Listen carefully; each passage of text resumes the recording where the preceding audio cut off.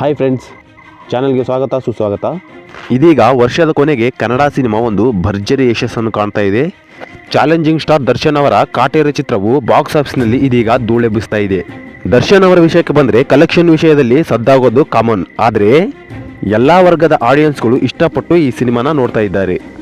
ಈ ಸಿನಿಮಾವು ಎಲ್ಲ ವರ್ಗದ ಪ್ರೇಕ್ಷಕರ ಮನಮುಟ್ಟಿ ಕನ್ನಡ ಸಿನಿಮಾ ರಂಗದಲ್ಲಿ ಒಂದು ಅತ್ಯುತ್ತಮ ಸಿನಿಮಾವಾಗಿ ಹೊರಹೊಮ್ಮುತ್ತಿದೆ.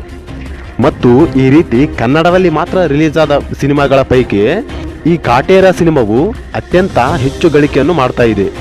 ಫ್ರೆಂಡ್ಸ್, ಆಗ ನೋಡಿದರೆ KGF, ಕಾಂತಾರ ಮತ್ತು 777 ಚಾರ್ಲಿ ಸಿನಿಮಾಗಳು ನಮ್ಮ ಕನ್ನಡ ಸಿನಿಮಾ ರಂಗವನ್ನು ಒಂದು ಕ್ಷಣ ತಿರುಗಿ ನೋಡುವಂತೆ ಮಾಡಿದ್ದವು. ಸುದೀಪ್ ಅವರ ವಿಕ್ರಾಂತ್ ರೋಣ ಕೂಡ ಸದ್ದು ಮಾಡಿತ್ತು.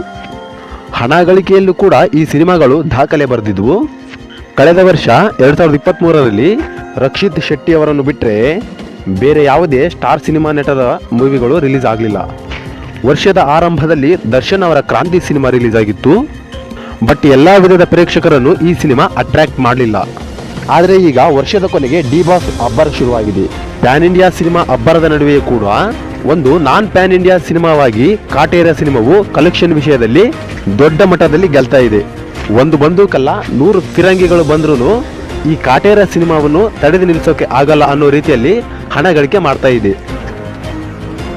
ಡಿಸೆಂಬರ್ 29ಕ್ಕೆ ಈ ಸಿನಿಮಾ ರಿಲೀಸ್ ಆಗಿದ್ದು, ಮೊದಲನೇ ದಿನದ ಕಲೆಕ್ಷನ್ 19.79 ಕೋಟಿ, ಎರಡನೇ ದಿನದ ಕಲೆಕ್ಷನ್ 17.35 ಕೋಟಿ, ಮೂರನೇ ದಿನದ ಕಲೆಕ್ಷನ್ 20.14 ಕೋಟಿನ ಈ ಒಂದು ಸಿನಿಮಾ ಸಂಪಾದನೆ ಮಾಡಿದೆ. ಈ ನಂಬರ್ಸ್ ಎಲ್ಲ ಚಿತ್ರತಂಡ ಅಫಿಷಿಯಲ್ ಆಗಿ ಹಂಚಿಕೊಂಡಿರೋದು. ಒಟ್ಟಾರೆಯಾಗಿ ಮೂರನೇ ದಿನಕ್ಕೆ 58.8 ಕೋಟಿನ ಕಲೆಕ್ಷನ್ ಮಾಡಿ ದಾಖಲೆ ಸೃಷ್ಟಿ ಮಾಡಿದೆ. ಈ ರೀತಿ ಗಳಿಕೆ ಮಾಡುತ್ತಾ ಈ ಸಿನಿಮಾವು ಬಾಕ್ಸ್ ಆಫೀಸ್ ಅನ್ನು ಕೊಳ್ಳೆ ಹೊಡಿತಾ ಇದೆ. ಡಿ ಬಾಸ್ ಮತ್ತೆ ಬಾಕ್ಸ್ ಆಫೀಸ್ ಸುಲ್ತಾನ ಅಂತ ಪ್ರೂವ್ ಮಾಡಿದ್ದಾರೆ. ಕನ್ನಡ ಚಿತ್ರರಂಗಕ್ಕೆ ಇದು ಒಂದು ದೊಡ್ಡ ಮೈಲಿಗಲ್ಲು ಅಂತ ಹೇಳಬಹುದು. ಎಲ್ಲಾ ಚಿತ್ರಮಂದಿರದಲ್ಲಿ ಎಲ್ಲಾ ಶೋಗಳು ಹೌಸ್ಫುಲ್ ಆಗಿ ನಡೀತಾ ಇದ್ದಾವೆ. ಇದೇ ರೀತಿಯಾಗಿ ಥಿಯೇಟರ್ಗೆ ಜನಗಳು ನುಗ್ತಾ ಇದ್ರೆ ಕೆಲವೇ ದಿನಗಳಲ್ಲಿ 100 ಕೋಟಿನ ಕಲೆಕ್ಷನ್ ಮಾಡುವಂತ ಸಾಧ್ಯತೆ ಈ ಕಾಟೇರ ಸಿನಿಮಾಕ್ಕೆ ಇದೆ.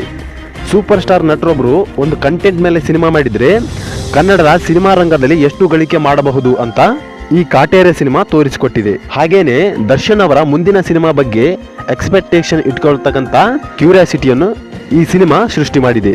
ಫ್ರೆಂಡ್ಸ್, ನಿಮಗೆ ಕಾಟೇರ ಸಿನಿಮಾದಲ್ಲಿ ಇಷ್ಟ ಆಗಿರ್ತಕ್ಕಂಥ ವಿಷಯ ಯಾವುದು? ಈ ಮೂವಿಯ ಬಗ್ಗೆ ನಿಮ್ಮ ಅಭಿಪ್ರಾಯವನ್ನು ಕಮೆಂಟ್ ಮಾಡಿ. ಚಾನಲ್ಗೆ ಇನ್ನೂ ಯಾರು ಸಬ್ಸ್ಕ್ರೈಬ್ ಆಗಿಲ್ವೋ ಸಬ್ಸ್ಕ್ರೈಬ್ ಮಾಡ್ಕೊಳ್ಳಿ. ಬೆಲ್ ಬಟನ್ ಕ್ಲಿಕ್ ಮಾಡಿ. ನಿಮ್ಮ ಸ್ನೇಹಿತರೊಂದಿಗೂ ವಿಡಿಯೋವನ್ನು ಶೇರ್ ಮಾಡಿ. ಧನ್ಯವಾದಗಳು.